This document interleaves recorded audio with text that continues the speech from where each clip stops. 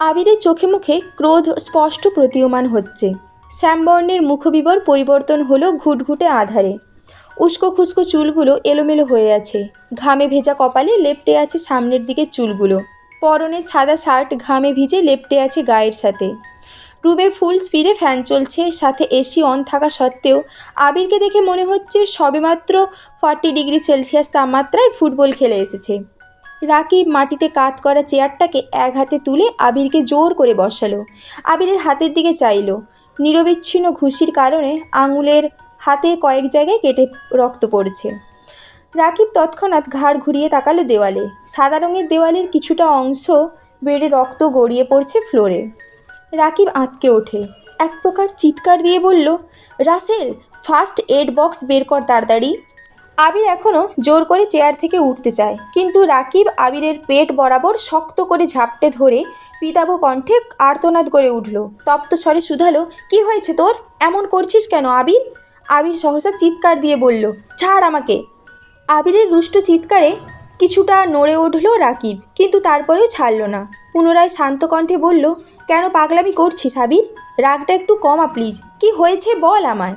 আবির দ্বিতীয়বার চেয়ার থেকে ওঠার চেষ্টা করে, কিন্তু এবার রাকিব আরও একটু শক্ত করে আবিরকে চেপে ধরে। নীরেট কণ্ঠে বলল, মাথা ঠান্ডা কর আবির। আবির ব্যর্থ হয়ে বসে পড়ল চেয়ারে। আবিরের রক্তবর্ণের চোখ বেড়ে গড়িয়ে পড়ল ক্রোধ মিশ্রিত এক ফোঁটা জল। রাসেল ফার্স্ট এড বক্স নিয়ে এসেছে। দরজায় দাঁড়ানো দু একজন প্রশ্ন করছে, কি হয়েছে স্যার? কি হয়েছে স্যারের? কোনো সমস্যা স্যার? আবির তাদের প্রশ্নে বিরক্ত হয়ে অগ্নিদৃষ্টিতে চাইল। সঙ্গে সঙ্গে নীরব হয়ে গেল জনতা। রাকিব রাসেলের দিকে চেয়ে শান্ত কণ্ঠে বলল, তুই সবাইকে নিয়ে ওই দিকে যা, আমি আসছি আবিরের কাছে। রাসেল চিন্তিত স্বরে বলল, কোনো প্রয়োজন হলে ডাকিস আমায়। রাকিব শুধু মাথা দুলালো। রাসেল 1 সেকেন্ড দেরি না করে সবাইকে নিয়ে যার যার কাজে চলে গেল।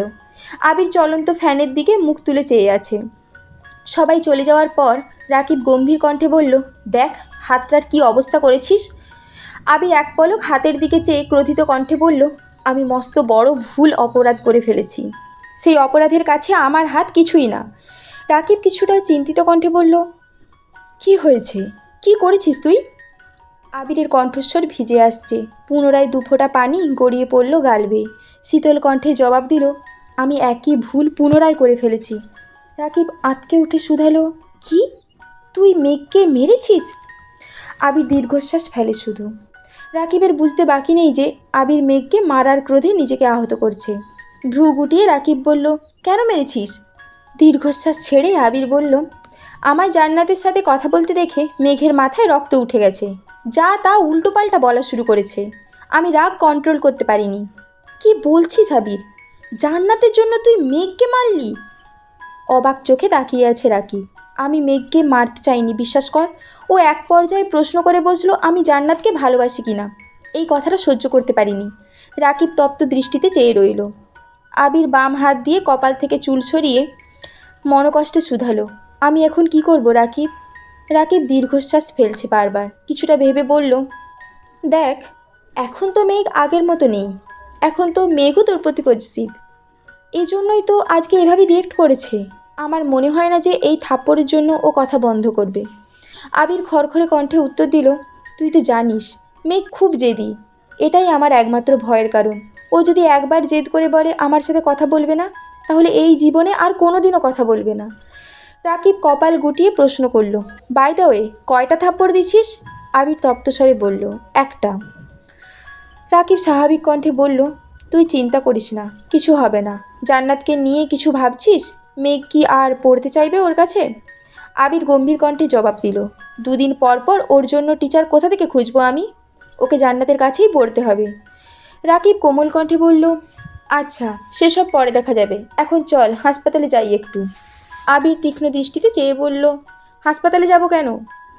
রাকিব স্বাভাবিক কণ্ঠে বলল, এতটা কেটেছে, কোনো সমস্যা হয় যদি? ডাক্তার দেখালে ভালো হতো না?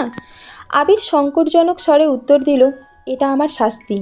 রাকিব খুব ভালো করে জানে আবিরকে জোর করলে কোনো লাভ হবে না, তাই আর জোর করেনি। রাকিব চিন্তিত স্বরে বলল, এখন কি বাসায় যাবি? দিয়ে আসবো তোকে? আবির এক পলক তাকালো দেওয়ালে লাগানো ঘড়ির দিকে। 10টা বাজতেছে। গম্ভীর কণ্ঠে জবাব দিলেন, কি করব বুঝতে পারছি না। মেঘের মুখোমুখি হওয়ার মতো সাহস পাচ্ছি না আমি। রাকিব জানালার দিকে চেয়ে বলল, বাইরে তো বৃষ্টি, একটু ওয়েট কর তাহলে। বৃষ্টি কমলে আমি দিয়ে আসবো নে। আবির পকেট থেকে ফোন বের করে তানভীরকে কল করলো। প্রথমবারেই রিসিভ হলো কল। তানভীর কল রিসিভ করে সালাম দিল। আবির সালামের উত্তর দিয়ে গম্ভীর কণ্ঠে প্রশ্ন করলেন, কোথায় তুই? তানভীর স্বাভাবিকভাবে উত্তর দিল, আমি তো পার্টি অফিসে। কেন ভাইয়া? আবির নিরেট কণ্ঠে জবাব দিল, এমনি। তানভীর চিন্তিত স্বরে বলল, কোনো সমস্যা ভাইয়া? তোমার কণ্ঠ এমন শোনাচ্ছে কেন? আবির গলা খাকারি দিয়ে কিছুটা স্বাভাবিক কণ্ঠে বলল, কোনো সমস্যা নেই, তুই কাজ কর, রাখছি। কল কেটে মোবাইল পকেটে রেখে বাম হাত কপালের ওপর রেখে চেয়ারে হেলান দিল। রাকিবও আর কিছু বলল না, চুপচাপ রুম থেকে বেরিয়ে গেল। এদিকে মেয়ে কিছুক্ষণ আয়নার সামনে নিঃশব্দ দাঁড়িয়ে থাকে। বাইরে বিদ্যুৎ চমকাচ্ছে, সাথে গুড়ি গুড়ি বৃষ্টি পড়ছে। বারান্দার দরজা দিয়ে আসা শীতল হাওয়ায় কেঁপে উঠল অষ্টাদশী। আয়না থেকে দৃষ্টি সরিয়ে ব্যালকনির দিকে তাকালো। ধীর গতিতে হেঁটে গেল ব্যালকনিতে। গ্রিলে ধরে দাঁড়িয়ে তাকিয়ে দেখছে দূরের ল্যাম্পপোস্টের আলোর দিকে। ক্ষণে ক্ষণে বৃষ্টির মাত্রা বাড়ছে। বাতাসের সাথে বৃষ্টির ছিটে ফোঁটা পড়ছে মেঘের চোখে মুখে। আজ আর হাত বাড়িয়ে বৃষ্টি ছোঁয়ার চেষ্টা করেনি অষ্টাদশী। বেশ কিছুক্ষণ দাঁড়িয়ে রইল ব্যালকনিতে। হঠাৎ ভেতরটা ছটফটিয়ে ওঠে। নিজের ভেতরে থাকা এক আকাশসম অভিযোগ কাউকে বলতে ইচ্ছে করছে মেঘের। বৃষ্টির পানি আপন গতিতে মেঘের বুকে লুটিয়ে পড়ছে।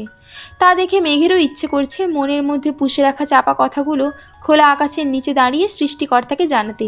কষ্ট শেয়ার করলে নাকি মন হালকা হয়। যেই অষ্টাদশী গত 17 বছরে রাতের বেলা একা ছাদে যায়নি, সেই অষ্টাদশী আজ রাত 9টার পর একা ছাদে চলে গেছে। ছাদে পা দিতেই ভারী বর্ষণে কয়েক সেকেন্ডে ভিজে যায় অষ্টাদশীর সর্বাঙ্গ। হাত খোপা করা চুলগুলো খুলে যায় সহসা।